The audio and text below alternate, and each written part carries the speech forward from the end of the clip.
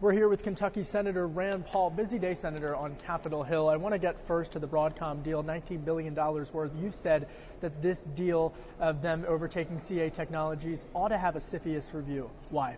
Well, you know, earlier in the year, Broadcom had a deal they were working on with Qualcomm, and there were national security interests involved, and the executive branch, the president, through this CFIUS board, did say that, you know, it was something that was against our national security interests. I see no difference in this. The computer associates have a lot of their software and hardware and everything else scattered throughout our electrical grid in our nuclear power plants. I think it goes right to the heart and core of, you know, is this a national security risk to have a company that used to be a Chinese company, now is an American company, but just because they changed where their headquarters is, does that really change the outlook of whether or not we need to be careful of who's in charge of our electrical grid? So no, I think there should be a review. Meanwhile, the Department of Defense, the Pentagon, is saying that there's a document circulating here on Capitol Hill. Your office has said, you're saying this without, you're not referring to the document, but they're saying this document has fraudulent claims in it regarding the potential sale. Yeah, I haven't seen the document, so I'm unaware of it. So you're not basing your... I'm completely unaware of it until those stories came out. And just a quick follow-up on this. Have you urged the White House for the CFIUS review, and then at what time period do you think we could get a decision on that? Well, I did indirectly. I told the Secretary of Homeland Security today that I think we should have it. It was a little bit of a one-sided exchange in that she wasn't really revealing whether there already is a CFIUS review or not. But we are going to advocate in a written form to all the members of the CFIUS committee that this should be reviewed. Switching gears, Jamal Khashoggi.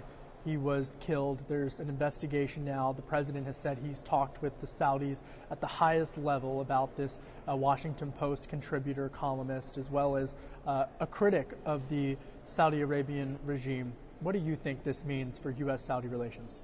I think we should probably still say presumed to be killed, but I'm very alarmed by it. And I would say that Saudi Arabia for some time has been doing things that I don't approve of. The war in Yemen, over 10,000 civilians have died in that war.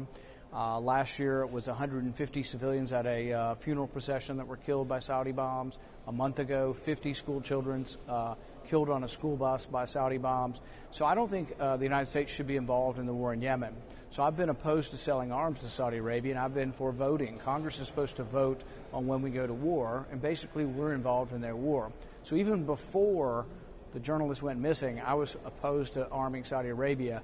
Now, with this brazen attack where it looks like 15 Saudis showed up in 2 private planes, they know the tail numbers of the planes, they know when they arrived, they have some of them on camera unloading and getting there, they have their planes taking back off, and then there's no more journalists.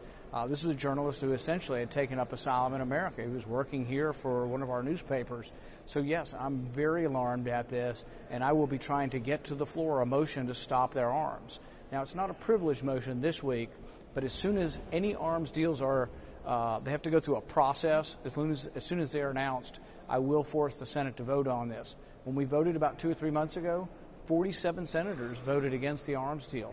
I think with this latest, possible execution or murdering of this journalist, I think there's a possibility we can get to a majority that says no more arms right now. And I want to be clear here. So you think this incident puts at risk the sale of arms to the Kingdom of Saudi Arabia? Absolutely. I hope it motivates everybody to reassess our kinship and everything that we do with Saudi Arabia. We need to reassess all of that. And the president has said that he's spoken with folks in Saudi Arabia.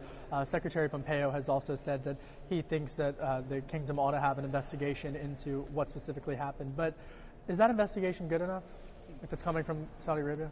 No, that's them investigating themselves. And I think that the early reports have shown that this is linked to the Saudi government, and nothing happens in Saudi Arabia without the government's approval. So no, I think that unless all of a sudden the journalist turns up alive, I think that we should discontinue our arms sales to Saudi Arabia. Plus, I think we need to be voting in the Senate and debating whether or not we should be involved in the war in Yemen. And meanwhile, Senator Bob Corker, your Republican colleague from Tennessee, has said that the support for the arms sale to Saudi Arabia is at, quote unquote, the lowest ever. Well, let's hope so. He has not supported cutting off the arms in the past. I have pushed that issue, and I'm hoping he will come around and support us this time around. And then just even more broadly in terms of trade, just while we have you for the last minute or so with regards to how the president has negotiated internationally, he's been a fan of tariffs, for example. What do you make of that in particular? He's renegotiated NAFTA and now is turning his attention toward China. You know, I'm not a fan of tariffs. Tariffs are simply a tax on American consumers, and I'm not for more taxes on Americans. So I'm not for tariffs. That being said, I would say that I was a little bit pleasantly surprised that we're not losing NAFTA, that maybe we are going to come to a deal. So the fact that they've come to a deal with Mexico and Canada, we're still looking through the details of that.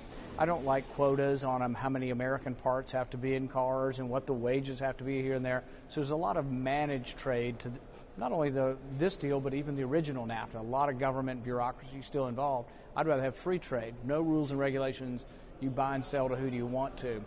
But all that being said, this is better than getting rid of NAFTA. Hopefully this will be a deal that we will be able to cement, and some of the things that aren't so good in it, maybe we can have those removed. Kentucky Senator Rand Paul, we appreciate you coming on Bloomberg to talk about all of the latest developments, particularly what's going on with the Saudis. Back to you in New York.